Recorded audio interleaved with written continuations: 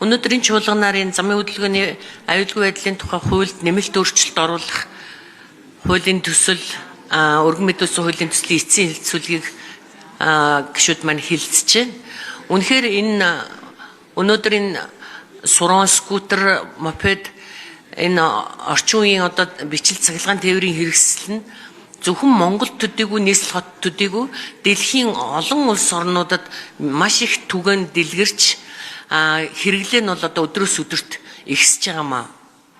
Манай улсад 2019 он цар тахал ковидын дараагаас эхэлж энэ бичил цахилгаан тээврийн хэрэгсэл бол өргөн хэрэглэгдэх болсон.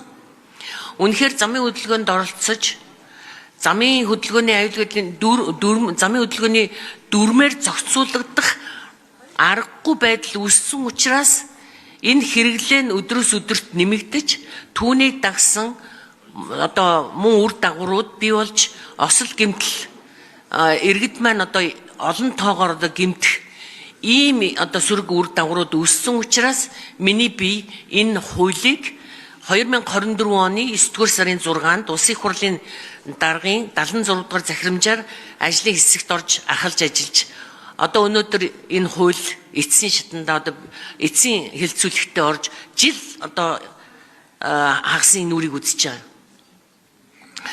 Мэдээж альва нэгэн хууль одоо бүрэн төгс тийм хууль гэж бол ер нь бараг байхгүй л дээ.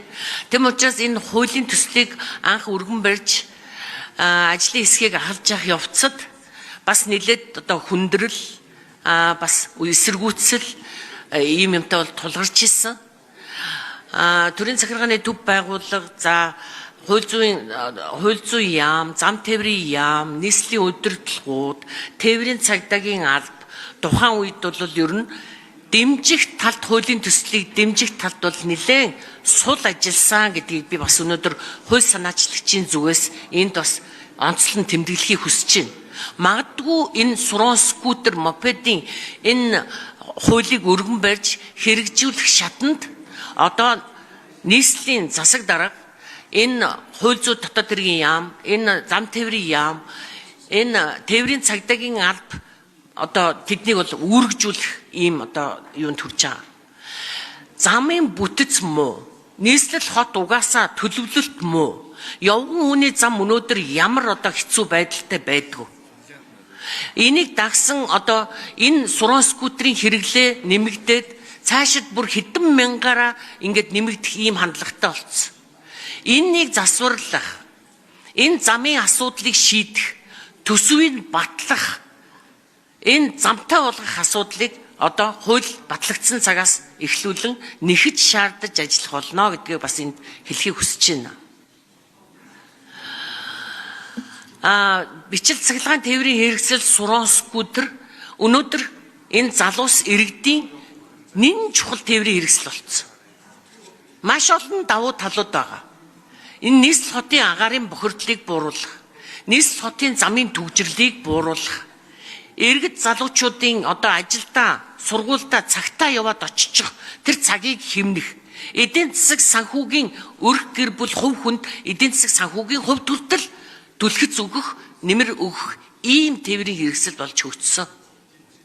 Ямар нэгэн энэ тээврийн хэрэгслийг сурон скутер, энэ мопедыг өнөөдөр замын хөдөлгөөнд оролцуулахыг одоо болооч хориглооч бүр мөсөн одоо замын хөдөлгөөнөөс хасаач гэсэн иргэдийн санал гомдол маш их ирдэг.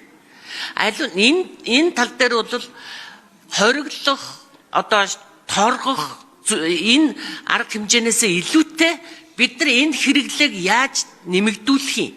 Яаж замын хөдөлгөөнд соёлтой зөв одоо оролцуулах юм? Энэ тал дээр энэ хуулийн төслийн гол үндсэн одоо санаа явж байгаа. Нийгэмд тулгамдсан, нийгэмд нэн хэрэгцээтэй шаардлага бий болсон учраас энэ хуулийн төслийг өнөөдөр манай эрхэм гишүүд баталж өгнө гэдэгт итгэлтэй байна.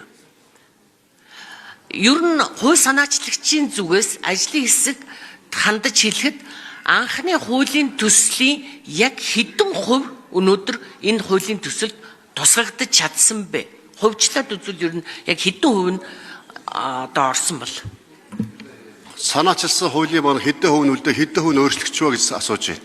Батчимэг гишүүний асуултанд хариулахад яг ингээ бичлэлтээсээ харах юм бол ер нь бол 50% нь өөрчлөгдсөн.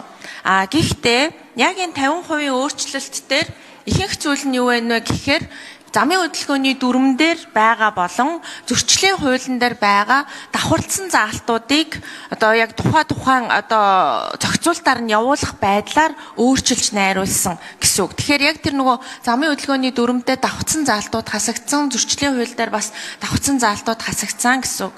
Үндсэндээ агуулгын хувьд бол 3 том өөрчлөлт орсон. Энэ нь юу гэхээр нэгдүгээр хуулийн төсөл бол зөвшөөрөл түрээсэл цахилгаан скутерийн түрээс эрхэлж байгаа субъектууд зөвшөөрлийн хуулийн дагуу зөвшөөрөл авахар орж ирсэн.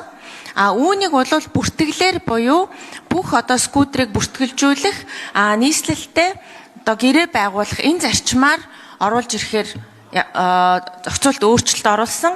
Яагаад гэх юм бол ер нь бол зөвшөөрлийн хуулиараа явна гэх юм бол нөгөө зөвшөөрлийн зөвлөлийн дүгнэлт өөрөө бас байх ёстой. Зөвшөөрлөлтөөр бас нөгөө дагсан нөхцлүүдийг нь бас тусгах ёстой гэдэг ийм асуудал үүсчихсэн учраас ер нь бол бүртгэлжүүлээд явах нь энэ одоо шаардлагыг бол хангах юм байна.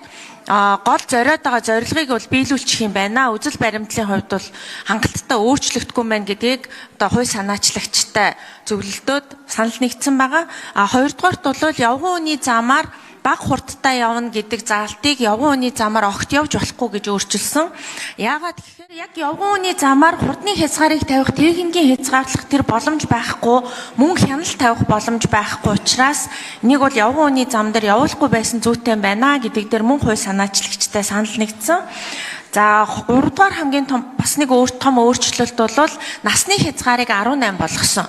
Өөрөөр хэлэх юм бол бид нар өнөөдрийн байгаа замын аюулгүй байдлын нөхцөл байдлаа харахад яг тухайн 16-аас 18 насны хүүхэд буюу насанд хүрээгүй хүнийг авто замаар явуулах тэр одоо аюулгүй байдал хангагдаагүй гэж үзэж байгаа учраас тэр дугуйн зам хангалттай болтол ямар ч байсан 18 наснаас дээш иргэн энэ цахилгаан скутер, мопедыг унж авто замын хөдөлгөөнд оролцсноо гэдэг энэ насны хязгаарыг дээшлүүлж өгсөн байгаа.